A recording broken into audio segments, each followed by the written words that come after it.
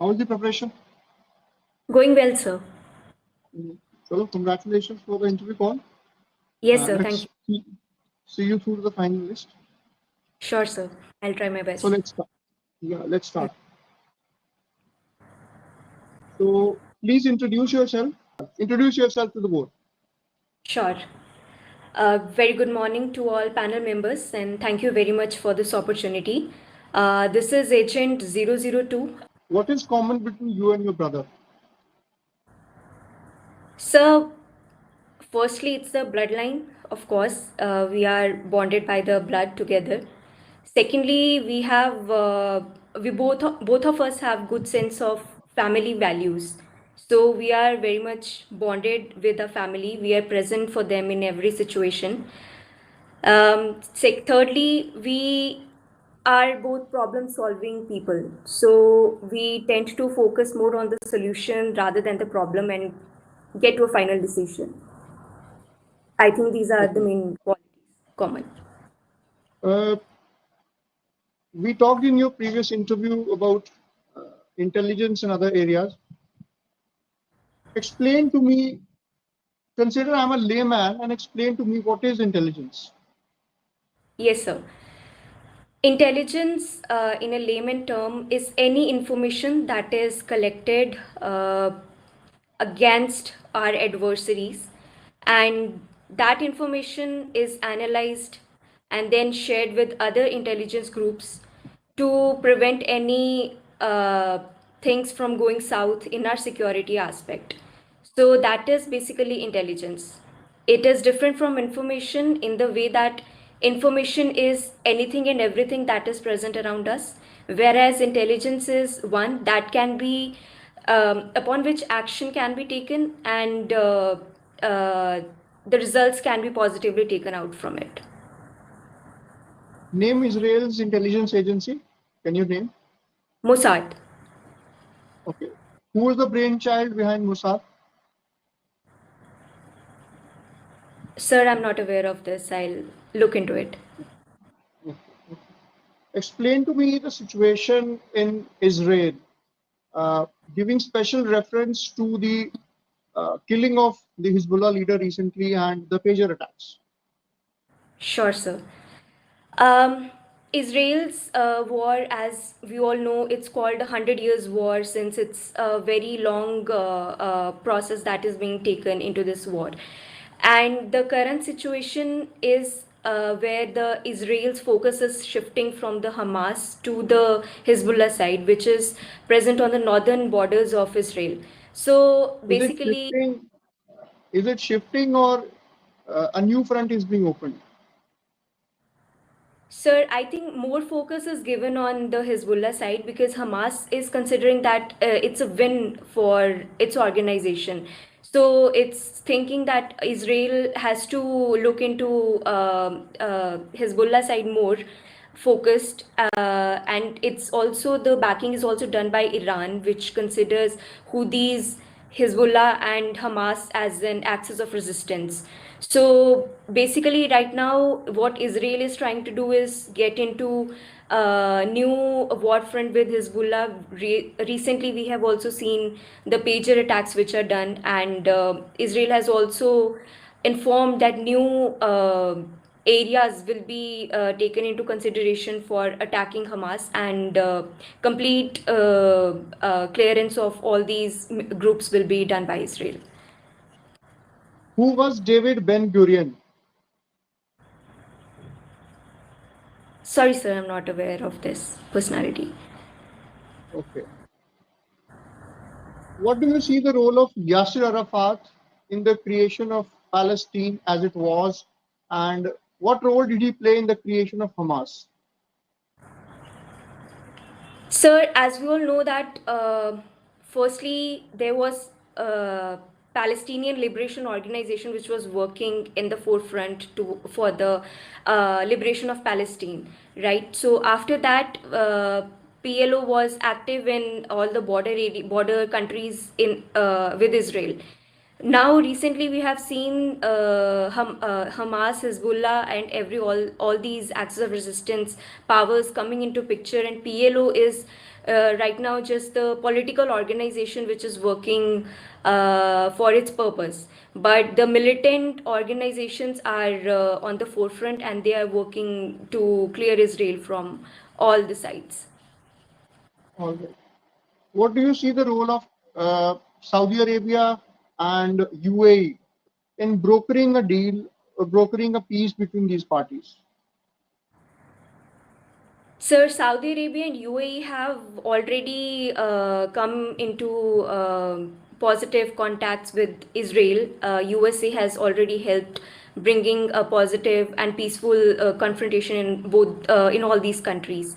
So I think both the countries are doing their best to de-escalate the war going ahead, but it's basically the Israel and the Hezbollah organizations which are not ready for the ceasefires at this point of time. So others are doing their best, but the situations need to be de-escalated, and diplomacy needs to be reinforced from the Israel side and the other militant organizations side. What are India's stakes in all this situation as India projects itself as the voice of the global South, and at the same time, it has been voicing its stake as a permanent member of the UNSC. So, what role should India play to lay claim to global leadership? So India is working on its new template called the war diplomacy, wherein it's working with the war-trodden areas at this point of time.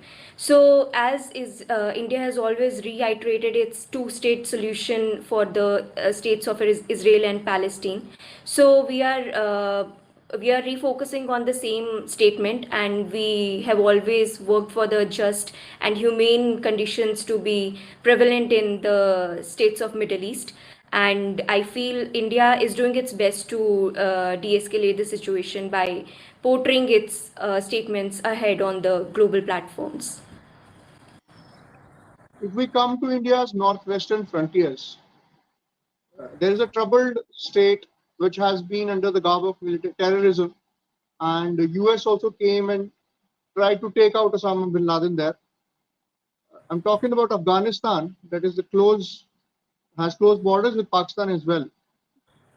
After the takeover of Taliban by Taliban in Afghanistan, the situations have changed. We had Hamid Karzai, who was pro-India, had an Indian leaning. How do you see that India can safeguard its strategic interests in Afghanistan? Because any altercation, any situation going out of hand is going to impact Indian shores as well. So, what do you see? What should be India's strategy post the US withdrawal from there and Taliban taking over the entire system? How do you see India should recalibrate its approach towards Afghanistan? Sir, we have seen that our historical aspects say that we have a very good relation with the Taliban agency. It has helped us in the Kandahar hijack, which happened in the year 1999. And in the present time, I see that India has always worked for the people to people connections present in other countries. Unlike other countries such as China, USA, which seek their own interest in the other geopolitical areas, India has always worked towards the welfare of people, and same it has done with the Taliban. So I think that strategy has to go on, and instead of becoming a hindrance into the Taliban supremacy there, because it's the Taliban's area, and it can govern its area as per its own choices. So we just have to work with the top leadership there and get our strategies straight in that area, because we have good ties with Taliban as of now. Okay. We have seen that the Inter-Services Intelligence of Pakistan time and again tries to create uh, disturbances in India and subvert India's vulnerable groups, be it Northeast or be it in Kashmir. How do you see India's intelligence agencies countering this threat, particularly in the sensitive regions of Jammu and Kashmir and Northeast? Sir, I feel the intelligence agencies are doing their best. Human intelligence in the areas are at par with the in the present times. The only cause of concern here is that Pakistan gets aid from China, and the technological aspect of China is much advanced, and the technologies that Pakistan uses in our areas to cater to the fault line is basically due to the because we do not have that much of capabilities or projections of what the Chinese technology can do the play. So I think that is the major cause of concern for us right now. And secondly, they are leveraging the difficult terrain of the mountainous areas which are present in north and the northeast regions of our country. So I think these are the basic causes of concern, but I'm sure our intelligence agencies will do their best to uh, cater to the future aspects. Right. Throw some light. Have you heard about this term called two and a half front war? Yes, sir. I have heard Please that. explain. Please explain. Sir, it was given by our former CDS, and basically, the two and a half front war means the two fronts which are present on the northern borders, the first being Pakistan and the second being China. And point five is the hybrid warfare which is being taken place inside the country by the civil societies or the or such organizations which work for the breakage of our country, and these are basically funded by the outside countries such as Pakistan and China. Which organizations are we talking about here? So uh, basically the civil societies, for example, the ones that come into picture when we have to do uh, uh, any projects for the development, and they come into play, saying the fact that it's environmental degradation is happening at that point, and the organizations which uh, cater to these aspects. Okay. I guess we need a correction here. Are we talking about a left wing extremism? I guess. If I'm not wrong. LWE. Okay. Yes. Going to Bangladesh, we have given refuge to the exiled Bangladeshi premier, Sheikh Hasina Wajid.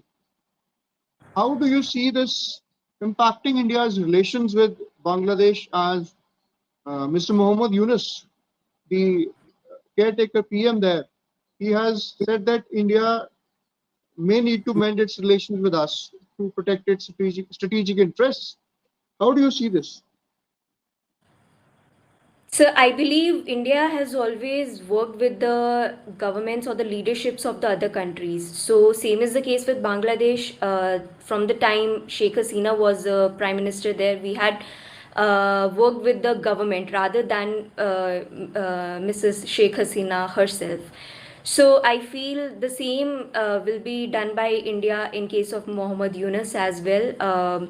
The caretaker ministry that he is holding as of now, we will be working in close hands with the same government which is present there at this time. And I feel by safeguarding the interests of Sheikh Hasina, her being our close friend since times, we are showing the world that India is a good friend, and when in need, it stands for its friends at all times.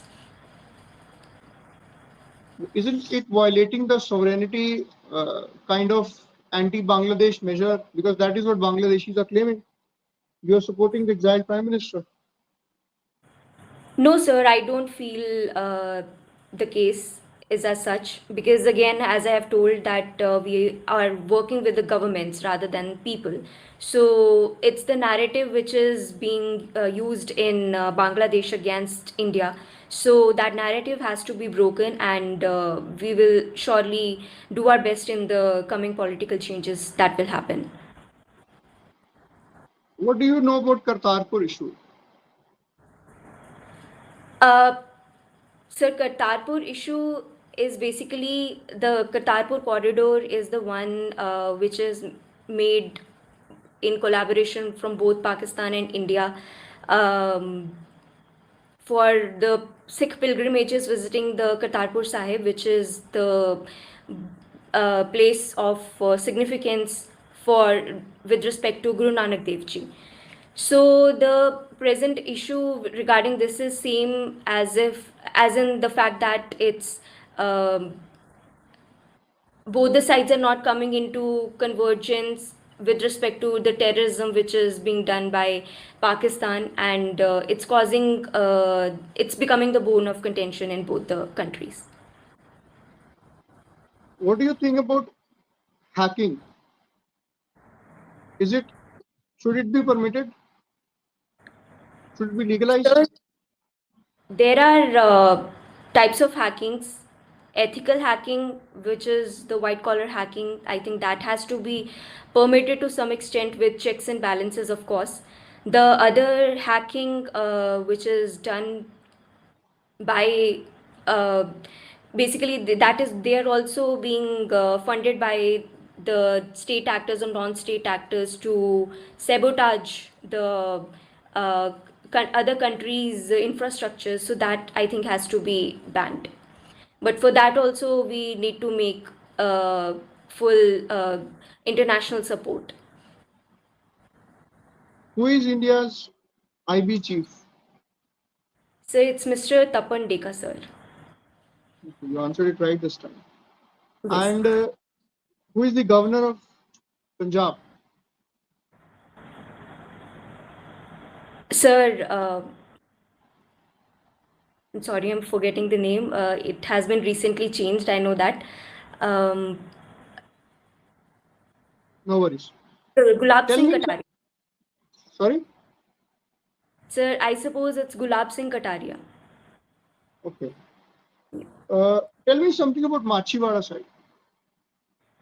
So Machwara Sahib is a holy place. It's basically the pathway on which Guru Gobind Singh Ji has walked upon while he was fighting with the Mughals, and he was separated from his family in Chamkaur Sahib. His younger kids were taken away from him by the Mughals. So he took solace at this place named Machivara Sahib, where we have Gurdwara called Guru Charan Kamal Sahib Gurdwara, where there is a tree under which he rested for a night. Okay. What do you see the current security situation in Punjab? Because there are claims that the uh, increased terror attacks in Jammu region, the infiltration happened from border districts of Punjab also.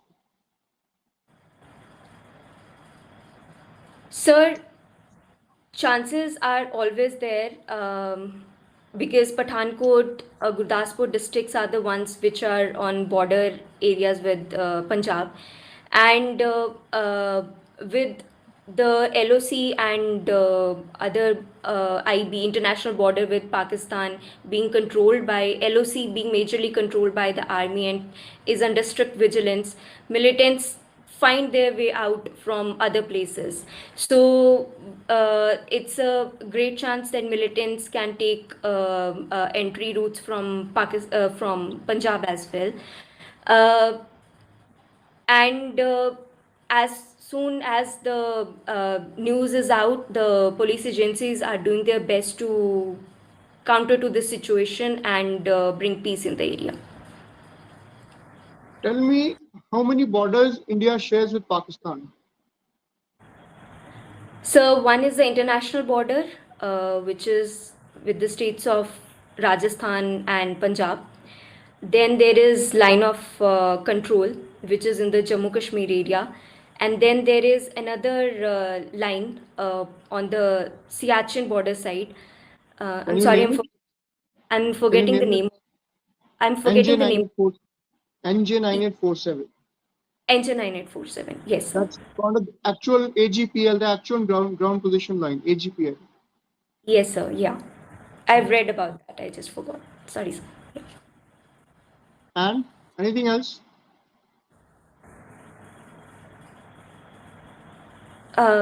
These are the three areas, sir. Do we have a riverine or marine border with Pakistan? Yes, in the Gujarat In side, in the Sindh, in Sindh area, some creeks out there. Creek, Sir Creek area. Yes, right. Part of it, not complete, some part of the creek area. Right. Okay, tell me, why should we select you as an IB officer? What is it that you bring to the table that others don't? Sir, I have an engineering acumen. I have worked in the IT sector. I know the nitty-gritties of how the technology works, and I think that is a positive aspect that I'll bring onto the table, and that will surely help the organization to stay abreast in the new technological advancements happening in the present time. And secondly, sir, I feel I have good leadership qualities which are required for the role, and I am conscientious person, will do my duties at par, at what is required of me to deliver. So I think with these qualities, I'll be best fit in the organization. That was all. And we Thank you, wish sir. you all the luck. Thank you, sir. We'll just do a little feedback here. Sure, sir. So overall, I think there has been a marked improvement from the last time. I can Okay. see that your answers are much better articulated also. Also, you have it comes across you're thinking before you're answering, and Okay. that is a good improvement. A few questions like, for example, the 2.5 front war. The half front we are talking about is the left wing extremism, basically. Civil society organizations, we can avoid. We are expected to use better terminology here Okay. because we are vying for an intelligence organization. So we should. You can note down the points as well. Yes, sir.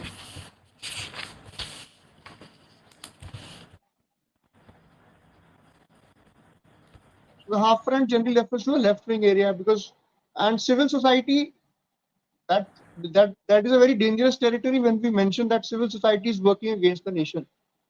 Okay. That blanket mention kind of puts us in a little bit of trouble there. So that needs to be avoided, right? Okay. Also in the Taliban question, I think you could have articulated it a bit better, right? Hmm. Okay. There I felt a little bit you need to uh, look into that thing. Also about the Sheikh Hasina Bangladesh question, I think we can read a little bit more about it. What is India's stance there? Because Okay.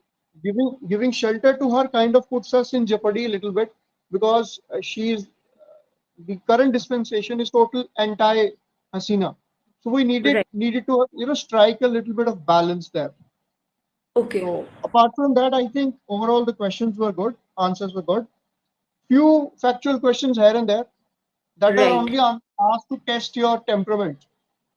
We are Okay. not testing your knowledge there. We are trying to test how you respond to questions that you may not know. They're just trivial questions. They're not. Nobody is going to ask you who is governor of Punjab or Haryana, but you should know it. In general, Right. about your Yeah. own state, at least you should know it. Even Right. if you don't know, the answer should be very confidently said. Hmm. And it is advised that apna state ka you should know. Right. Right. That I we agree. should not cut some slack there, right? Cut a sorry figure out there. Overall, I think it was a good interview, and we can see a marked change from last time. So we are on the right track. Okay. Thank you, sir. Any questions from your side? Um, Sir, I think I need to focus more on the factual questions, right? So that I give better answers to. Factual only about your own. For example, Israel is in news, right? So you should know a little bit about, yeah, right? Okay. David Ben Gurion, founder of Israel, right? Hmm. All these things, and Yes. about your own state, you should be able to answer. And The questions that I did not know the answers correctly. So was I able to tell it with Yeah, confidence? yeah, that was fine. I think this time I could see a little bit improvement in your overall demeanor as well. So Okay. it's good. It's good improvement, marked improvement. Okay. Okay, sir. Yes. Anything Thank you, else? sir. That's it. Okay. Okay. All the best. We'll see you in the next interview and hope you improve even more. And Yes, keep sir. up the good work. All the best. All the best. Thank you.